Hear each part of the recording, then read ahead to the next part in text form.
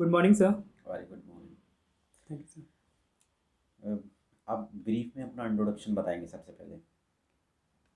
Sir मेरा नाम सत्येंद्र सिंह है। मेरा जन्म और परवरिश अलीगढ़ अलीगढ़ में हुई है। मेरी स्कूलिंग अलीगढ़ मुस्लिम यूनिवर्सिटी में हुई है। उसके बाद मैंने बीटेक कंप्यूटर साइंस में Indian Institute of Technology Patna से किया। उसके बाद मैंने एक साल as a software developer TCS Kolkata में काम किया। उसके बाद मैंने एमबीए किया आईएम लखनऊ से, इंडियन इंस्टीट्यूट ऑफ मैनेजमेंट। उसके बाद मैंने 3 साल एक स्टॉक मार्केट फर्म है मुंबई में, वहाँ काम किया। और मेरा ऑप्शनल सब्जेक्ट इकोनॉमिक्स है। अच्छा, आप ये बताइए, आप आईआईटी पटना से आपने ग्रेजुएशन किया है, मास्टर्स आपने आईआईएम लखनऊ से किया है, आपका बैकग्राउंड इंजीनियरिंग रहा है, आपने जॉब भी की है, तो फिर सिविल सर्विसेज में आने के का आपका क्या कारण रहा? कुछ अलग डिफरेंट बताइए। सर जैसे कि मैं देखता हूँ, मेरा बीटेक बैकग्राउंड और मेरा एमबीए बैकग्राउंड एक नेचुरल करियर प्रोग्रेशन है टुवर्ड्स सिविल सर्विसेज। सर जैसे मैंने जो कंप्यूटर साइंस में अपना बीटेक में सीखा है और जो मैनेजमेंट के कोर्सेज लिए हैं, साथ ही मेरा इकोनॉमिक्स में और फाइनेंस में इंटरेस्ट रहा है, तो ये मैं सारी चीज़ें कंबाइन करके सिविल सर्विसेज में इस यूज़ कर सकता हूँ for the betterment of people. क्योंकि आपको वहाँ पे ज़्यादा सैलरी और ज़्यादा आप जो भी आपका फील्ड था जो आपने पहले से चूज़ किया था उस क्षेत्र में आपको जाने का मौका मिलता। आपने ग्रेजुएशन में इतनी अच्छी तरह से आईआईटी पटना से पढ़ाई की और जॉब भी की और फिर आईआईएम्स में आपने पढ़ाई की, तो फिर अपना एक्सपीरियंस आप उधर क्यों नहीं लगाना चाहते? इधर मतलब क्यों इधर शिफ्ट होने का आपका इरादा है? कोई खास वजह है इसकी? सर जब मैं वर्क कर रहा था मुंबई में, तो सर जैसा कि आप देख पा रहे हैं, सर मेरा बैकग्राउंड काफ़ी डाइवर्स है सर, इंजीनियरिंग, एमबीए और फाइनेंस एंड इकोनॉमिक्स। तो सर जब मैं जॉब कर रहा था तो वहाँ पे थोड़ा बहुत I can use only one part of my knowledge. Mathematical काम था, काफ़ी एनालिटिकल था, लेकिन सिर्फ इकोनॉमिक्स और फाइनेंस वाला पोर्शन यूज़ हो पा रहा था, वो भी पूरी तरह से नहीं। तो मुझे फील हो रहा था कि I am not using whole of my personality. इसलिए मैंने सोचा कि थोड़ा करियर ऑप्शन देखते हैं और क्या मैं कर सकता हूँ। मैंने अपने सीनियर्स से बात की। एक हमारे गौरव अग्रवाल जी थे 2013 में, जिन्होंने यूपीएससी टॉप किया था, वो भी उस वक्त आईएम लखनऊ में आए हुए थे। उनसे बात की, उन्हें बताया कि this is this is one career where you can use everything, every of your opportunities. Okay. आप कहाँ से बिलोंग करते हैं? सर मैं अलीगढ़ से हूँ। अलीगढ़ से। अलीगढ़ में आप ये बताइए, वहाँ का इकोनॉमी किस क्या बेस्ड है, इकोनॉमी का वहाँ की? सर अगर वर्कफोर्स वाइज देखेंगे हम वहाँ, तो मोस्टली एग्रीकल्चर बेस्ड इकोनॉमी है। अराउंड 60% पीपल एग्रीकल्चर में एम्प्लॉयड हैं सर। लेकिन अपार्ट फ्रॉम दैट, अलीगढ़ एक इंडस्ट्रियल हब भी है, जो कि अपने हार्डवेयर एंड लॉक इंडस्ट्री के लिए पूरे ऑल ओवर वर्ल्ड फेमस है। अच्छा, आपकी स्कूलिंग अलीगढ़ मुस्लिम यूनिवर्सिटी से रही है, तो अलीगढ़ मुस्लिम यूनिवर्सिटी से कोई राष्ट्रीय स्तर की 5 पर्सनालिटीज व्यक्ति का नाम बताइए आप, राष्ट्रीय स्तर का जिनका योगदान रहा हो। सर एक सर हमारे जो तीसरे प्रेसिडेंट थे, श्री जाकिर हुसैन साहब, वो अलीगढ़ मुस्लिम यूनिवर्सिटी से ही पढ़े थे सर। और जो हमारे जो एक फेमस हिस्टोरियन है श्री इरफान हबीब साहब, वो भी अलीगढ़ मुस्लिम यूनिवर्सिटी में हिस्ट्री डिपार्टमेंट के हेड रहे हैं सर। एक उर्दू पोएट थे श्री शहरयार जी, जिन्होंने उमराव जान के गाने लिखे हैं, वह उर्दू डिपार्टमेंट के हेड थे अलीगढ़ में सर। श्री नसरुद्दीन शाह जी जो एक्टर हैं, वो भी अलीगढ़ मुस्लिम यूनिवर्सिटी से पढ़े हैं सर।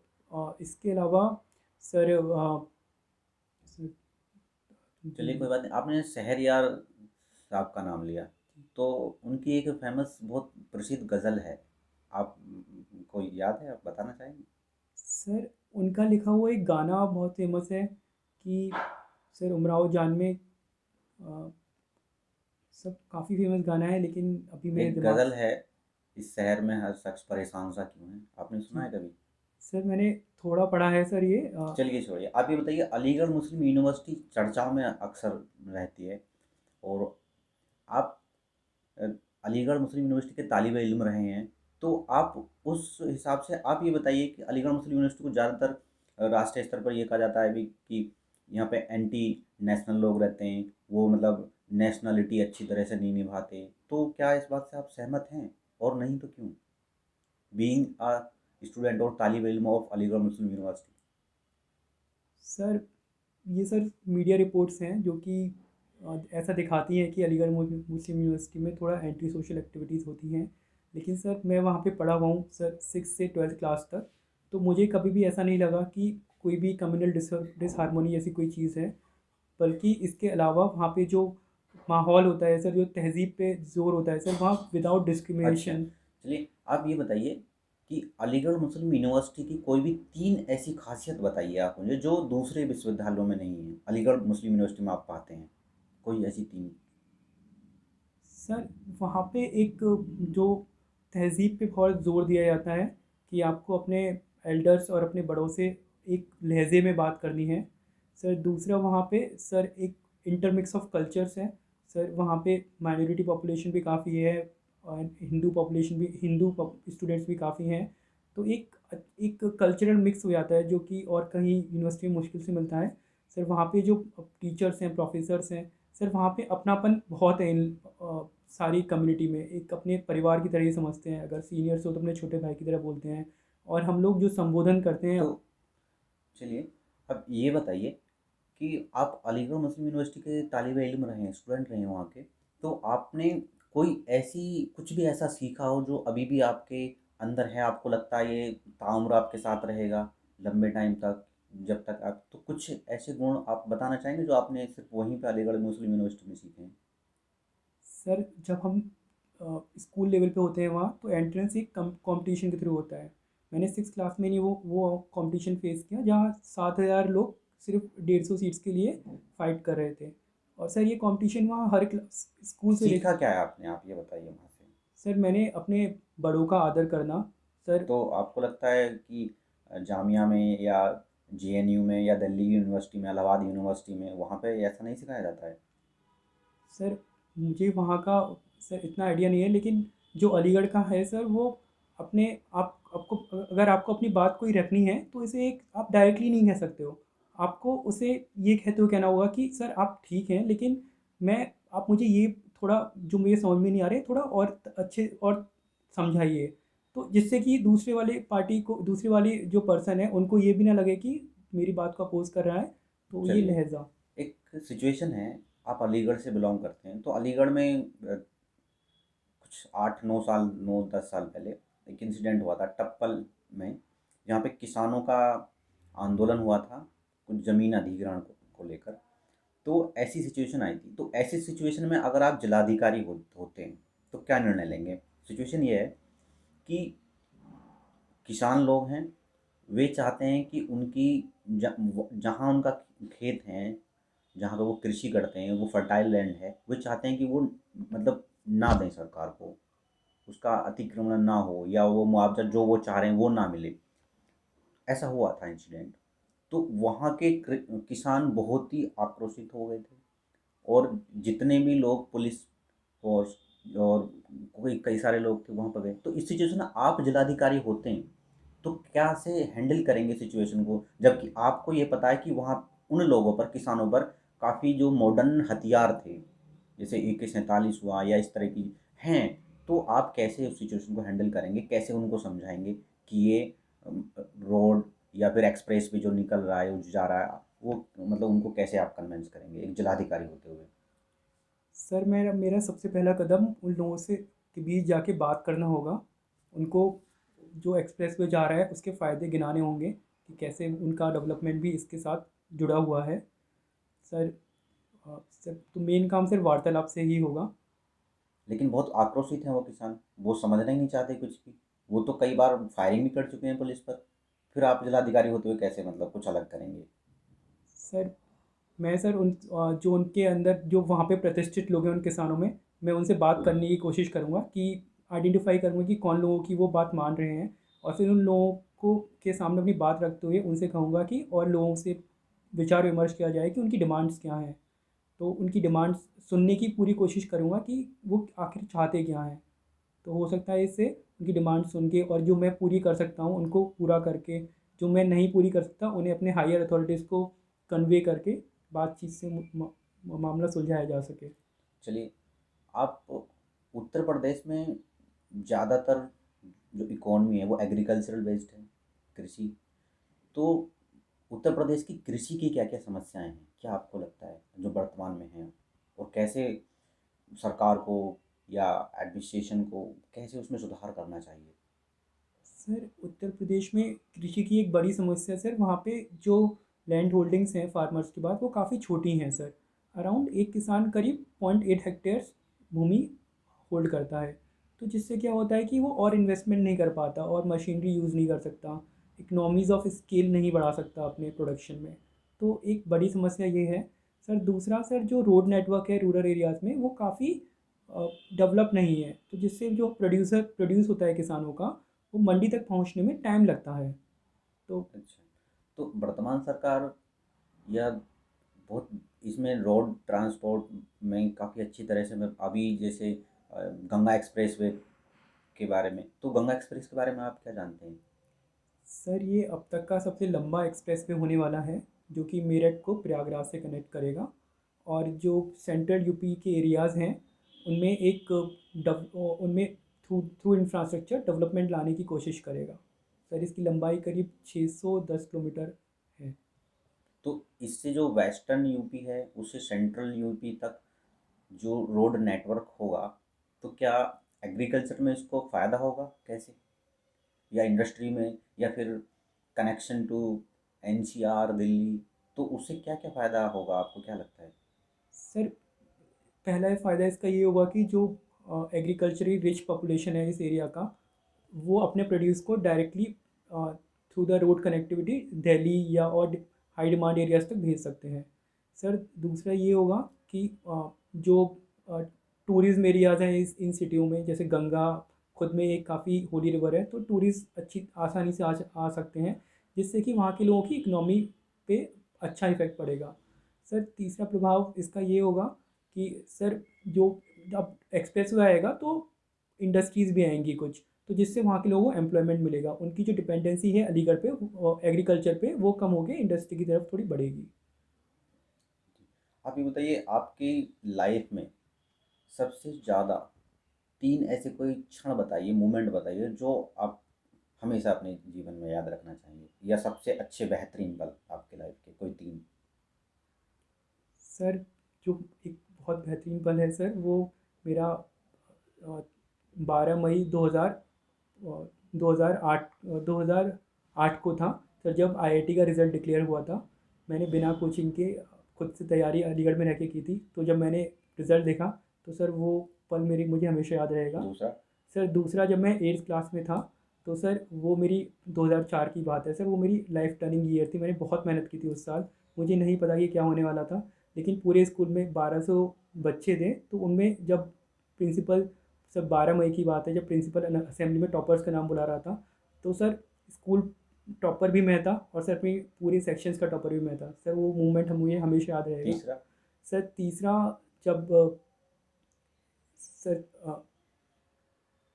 सर तीसरा जब मैं एमबीए कर रहा था, तो सर जब मुझे पहले मैंने faculty of management studies Delhi में एडमिशन ले लिया था, लेकिन कुछ एमबीए करने से कुछ दिन उससे ज्वाइन करने से कुछ दिन पहले ही मुझे इंटीमेट हुआ कि मेरा आईएम लखनऊ में हो गया है। तो सर वो क्षण काफ़ी यादगार था, क्योंकि मैं एक्सपेक्ट नहीं कर रहा था कि मैं आईएम लखनऊ जा पाऊँगा। अच्छा, अच्छा। अच्छा, आपका ऑप्शनल इकोनॉमी और जी। इकोनॉमिक्स रहा है। जी सर। आपने एक वर्ड सुना है, ये बोलते हैं उसको रिसेशन, और एक है स्लो डाउन। तो रिसेशन और स्लो डाउन में क्या डिफरेंट है? सर रिसेशन एक टेक्निकल टर्म है, जो जब इकोनॉमी का क्वार्टरली ग्रोथ लगातार 2 क्वार्टर्स में नेगेटिव हो जाता है, तो हम उसे रिसेशन टर्म कहते हैं। सर स्लो डाउन एक जनरल स्लो डाउन है सर इकोनॉमिक ग्रोथ में। तो सर ये लंबा भी हो सकता है और कम भी हो सकता है। तो अच्छा, डिसइन्फ्लेशन? सर डिसइन्फ्लेशन, सर जब इन्फ्लेशन का रेट कम हो जाता है, जैसे अगर वो 7% है और अगले मंथ में 5% आ जाता है, तो हम इसको डिसइन्फ्लेशन कहेंगे कि इन्फ्लेशन अपने रेट से कम हो गया है। लिक्विडिटी ट्रैप एक वर्ड टर्म यूज होता है इकोनॉमी में, उसके बारे में आप क्या जानते हैं? सर लिक्विडिटी ट्रैप एक ऐसी सिचुएशन है जहाँ पे मनी फ्लो जो है इकोनॉमी में बहुत हो गया है। तो सर मनी की जो वैल्यू है वो काफ़ी कम हो गई है। सर ये श्री जेएम कीन्स जी ने दिया था ये टर्म, और उन्होंने कहा था कि जो शॉर्ट टर्म में अगर हम इकोनॉमी को रिकवर करना चाहते हैं, तो अगर हम थ्रू मॉनेटरी पॉलिसी के थ्रू करेंगे, तो लिक्विडिटी ट्रैप की वजह से वो नहीं कर सकते। Physical policy is the only way to keep economy out of अच्छा रिसेशन। ये बताइए, इंडियन जीडीपी, उसमें परचेजिंग पावर पैरिटी होती है, तो परचेजिंग पावर पैरिटी के थ्रू इंडियन जीडीपी को जो मापते हैं, तो रुपीस और डॉलर्स में आप उदाहरण देके बताइए। सर परचेजिंग पावर पैरिटी कहती है कि जो रुपी, उतने रुपी की वैल्यू जो कि डॉलर के बराबर हो in terms of its goods purchasing power. Sir उदाहरण, जैसे अगर हम कोई मैकडोनल्ड का बर्गर अगर यूएस में $1 का मिल रहा है और वही बर्गर हमें यहाँ इंडिया में ₹40 का मिल रहा है, तो सर परचेजिंग पावर पैरिटी के थ्रू $1 की वैल्यू ₹40 हो जाएगी। मतलब दोनों की परचेजिंग पावर सेम है, उस वैल्यू को हम परचेजिंग पावर। अब यदि फूड प्रोसेसिंग इंडस्ट्रीज है, तो क्या अपना काम सही तरह से हो रहा है इंडिया में इस टाइम, या उसमें कुछ सुधार की ज़रूरत है? अगर हाँ तो फिर कैसे? सर फूड प्रोसेसिंग इंडस्ट्रीज़ अभी कुछ ईयर्स में, लास्ट कुछ ईयर्स में काफ़ी ग्रो की है सर, लेकिन अभी भी हमारा काफ़ी फूड जो ग्रेन्स हैं वो काफ़ी वेस्टेज हो जाते हैं। तो सर यद्यपि हम ग्रो कर रहे हैं फूड प्रोसेसिंग में, लेकिन अभी भी काम की ज़रूरत है हमें। अपनी जो लॉजिस्टिक्स चेन्स हैं, कोल्ड स्टोरेजेस हैं, उनको अपग्रेड करना होगा और साथ ही कनेक्टिविटी बढ़ानी होगी फार्म की अच्छा, इंडस्ट्रीज़ तक। आपने ज्योग्राफी में एक टर्म सुना होगा, बर्मुडा ट्रायंगल, उसके बारे में कुछ जानते हैं आप? जी बताइए। Sir Bermuda triangle sir northern Atlantic में एक ऐसा एरिया है जहाँ पे ऐसा माना जाता है कि उस एरिया में कुछ मिस्टीरियस गतिविधियाँ होती हैं, जिससे कि जो वहाँ जाता है। क्या मिस्टीरियस गतिविधियाँ? सर ये एक कॉन्स्पिरेसी थ्योरी जैसे है कि अगर कोई वहाँ जाता है तो लौट के नहीं आ पाता। सर ये एरिया बेसिकली जो अ, फ- एक सदर्न फ्लोरिडा जो यूएस में है उससे लेकर सर बरमूडा एक कैरिबियन आइलैंड है, और सर बहामास तक अप्लाई करता है। अच्छा अच्छा, एक फोर्स होता है, pole free force, pole flee force, तो उसके बारे में आप कुछ जानते हैं, related to centripetal force or something related to the earth? Do you know something about that?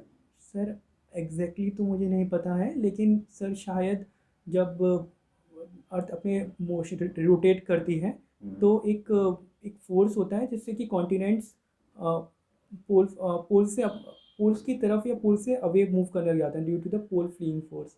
Sir exact मुझे नहीं पता है, लेकिन it is because of the earth rotation on अच्छा, इट्स एक्सेस। आप ये बताइए, आधुनिक भारत में जो राष्ट्रीय आंदोलन रहा है, नेशनल मूवमेंट रहा है, उसमें कोई 5 पर्सनैलिटीज जिन्होंने आपको बहुत ज़्यादा प्रभावित किया हो,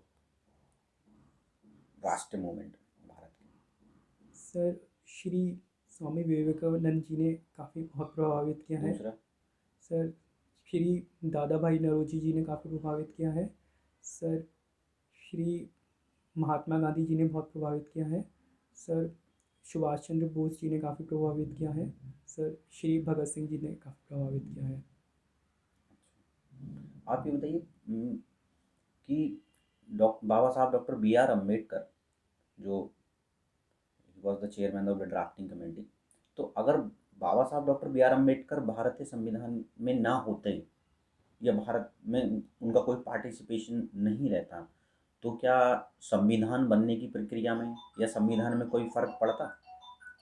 सर अगर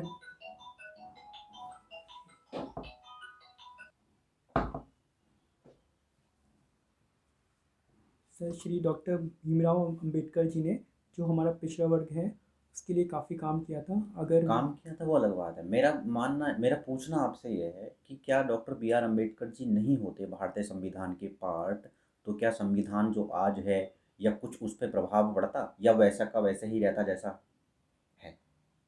सर सर जो संविधान में प्रभाव पड़ता वो ये हो सकता था कि जो हमारे जो पिछड़े वर्ग की राइट्स हैं उनको इतना महत्व ना दिया जाता, जैसे आर्टिकल 15 है उस पर इतना जोर ना दिया जाता।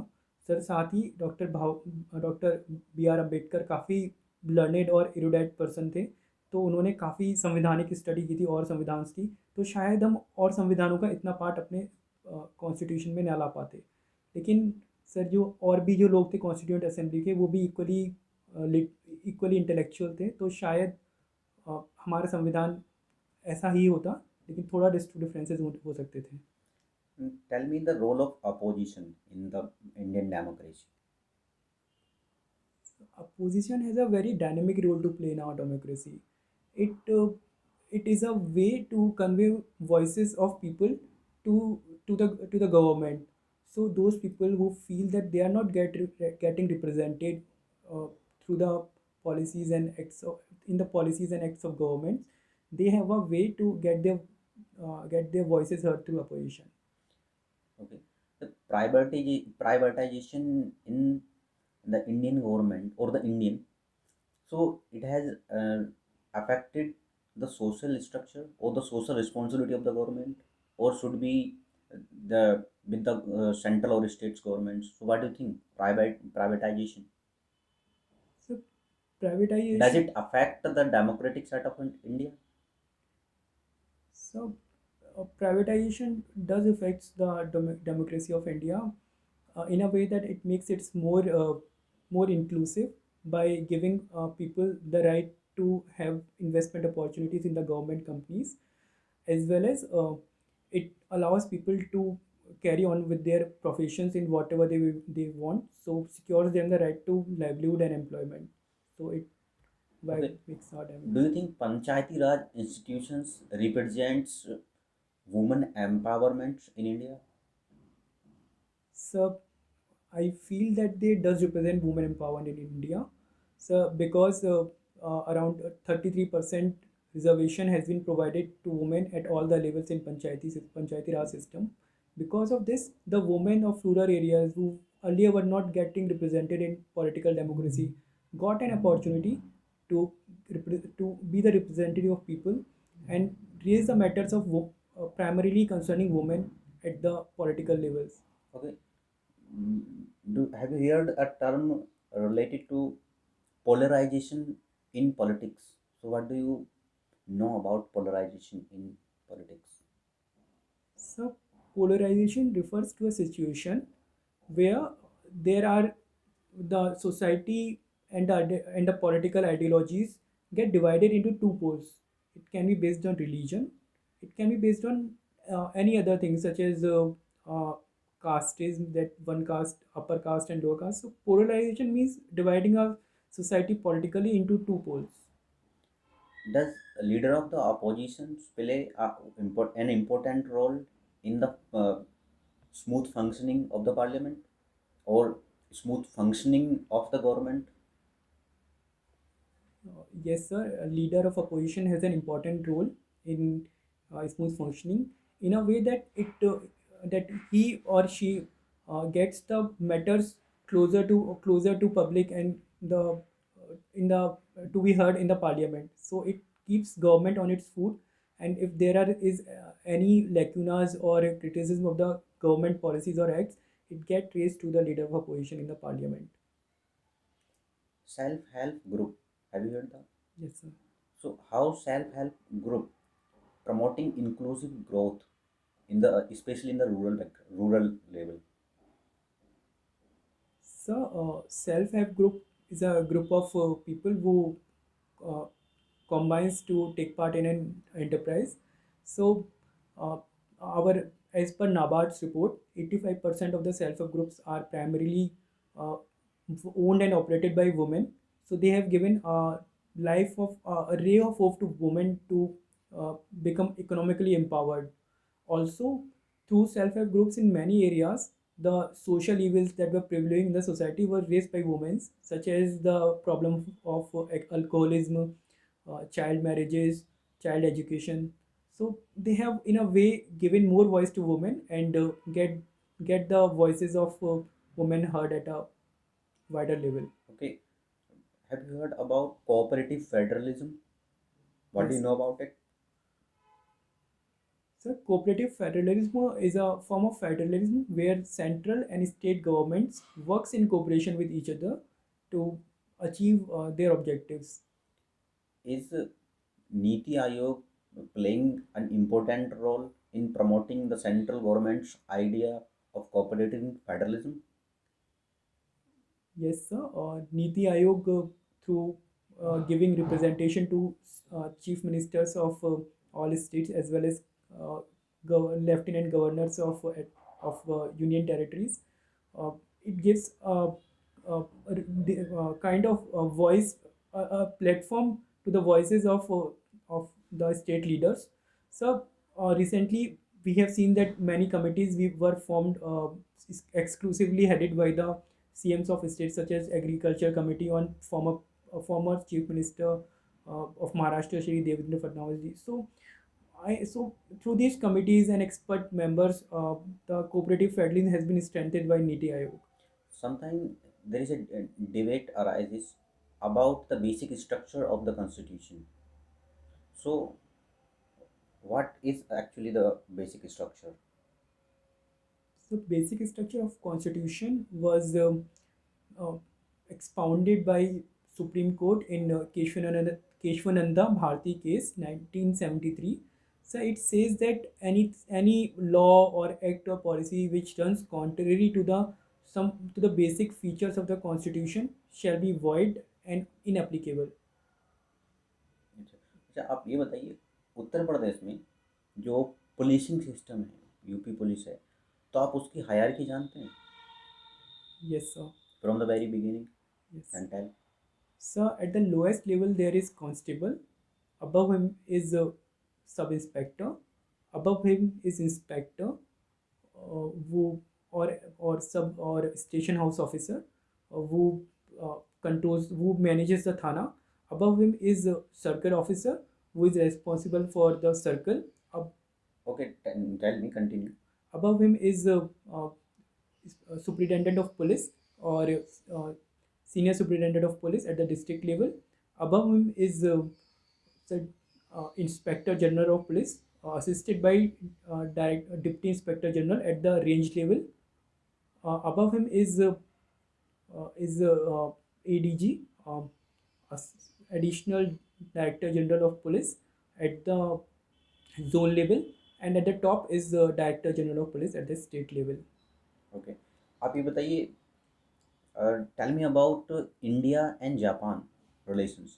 So, India relation with Japan, it will achieve the Indian target of Atmanirbhar Bharat in the coming days. So Japan has been a technology as well as a economic power partner of India since long. So our cooperation in development of high-speed rail network from Ahmedabad to Mumbai, or the development of Delhi Metro Rail, so has been technologically as well as investmentically has been funded by Japan. So Japan, I feel, can be a contributor to Atmanirbhar Bharat in the sense that it can provide us with the technology support as well as financial support. So it will contribute to. There is one Act East policy as well as Look East policy. So So, how is this different from Look East policy? Look at policy, how is different? sir, Look East policy was given in 1990s.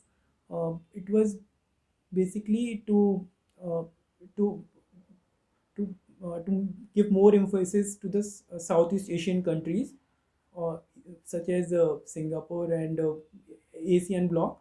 So Act East policy has been more pragmatic, that we don't have to consider and uh, just not to stop at emphasis level, but we have to make our partnership and cooperation more stronger, in terms that we have to participate in at trade levels, at security level, as well as connectivity level. So I think Act East policy is more action oriented, and Look East policy is more ideologically oriented. Okay, tell me about NAM. It does it have relevant even today? So non-aligned movement was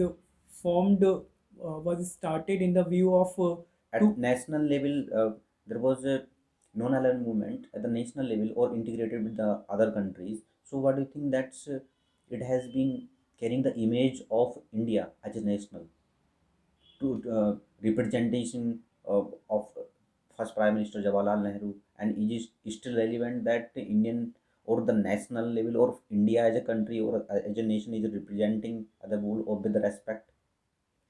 So when there was Cold War era, the national non-aligned movement has given an opportunity to emerging nations to put uh, their opinion forward in the within the two blocks. So since the USSR has disintegrated and Cold War era has come to an end, so the relevance of non-aligned movement has somewhat come down, but it is still relevant today in the sense that it gives a platform to emerging nations to put to cooperate within themselves at the security and trade levels. So the relevance has somewhat uh, declined, but it has not ended. It is also relevant today. Okay, there is a debate about it has always been in the international relation about uh, comprehensive task ban treaty and uh, NPT. So, what do you know about these two, Sir, NPT and CTBT?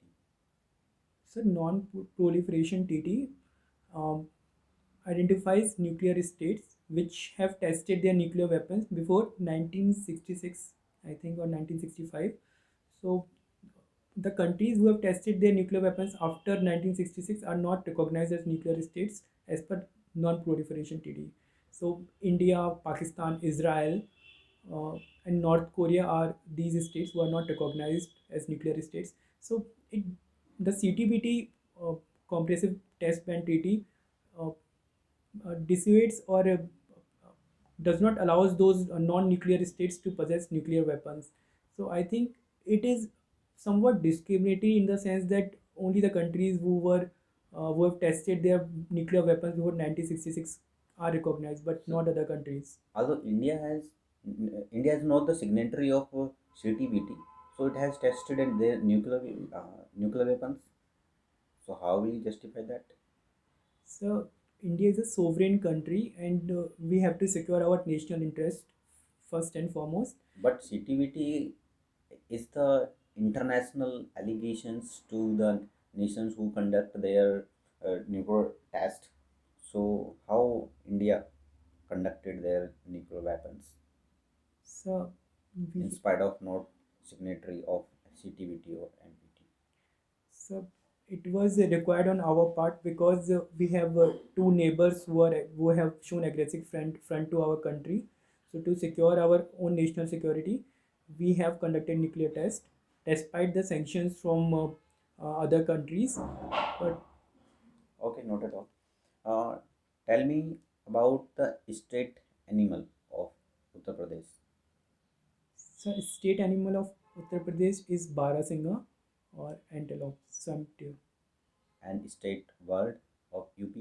so state bird of UP is Saras crane. Okay, okay. Tell me who is the speaker in Legislative Assembly of UP? So, Shri Hirday Narayan Dikshit Ji is Speaker of State Legislative Assembly. Who was the first Chief Minister of Uttar Pradesh?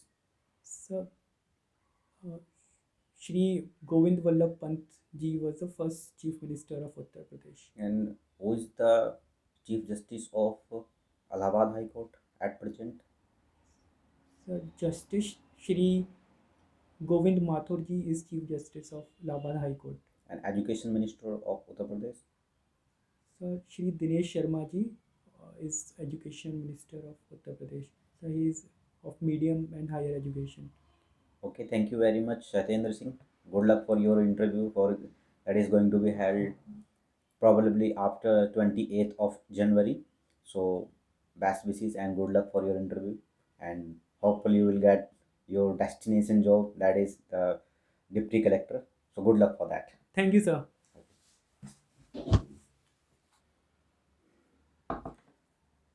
Okay, welcome for feedback. Thank you, so sir. Feedback में मैं ये कहना चाहूँगा कि हम पहले से practice कर रहे हैं, मॉक इंटरव्यूज़ कर रहे हैं, तो उससे पहले से मुझे इम्प्रूवमेंट लगा है। आपका flow little bit improved but not as per the expectations. मुझे लगता है कि आप और ज़्यादा अच्छा कर सकते हैं। वही बात मैं दोबारा दोहराऊँगा, आपका बैकग्राउंड सॉलिड रहा है, IITs, AMU, IIMs, Lucknow. So you always been the part of the great institutions or the eminent institutions of the country. So आपको और अच्छी तरह से मतलब अपनी वोकैब और थोड़ा सा जो पॉज ले रहे हैं आप थोड़ा थोड़ा बीच में अभी भी, वो मैं समझता हूँ आपको और ज़्यादा कॉन्फिडेंट मतलब लाना चाहिए उस चीज़ में। हाँ, आपकी वॉइस की पिच लाउड थी, ठीक थी, और आपका सिचुएशन वाला जो क्वेश्चन आपने अटेम्प्ट किया वो ठीक था। आप ज़्यादातर क्वेश्चंस अटेम्प्ट कर रहे हैं, ठीक है, अटेम्प्ट कर रहे हैं।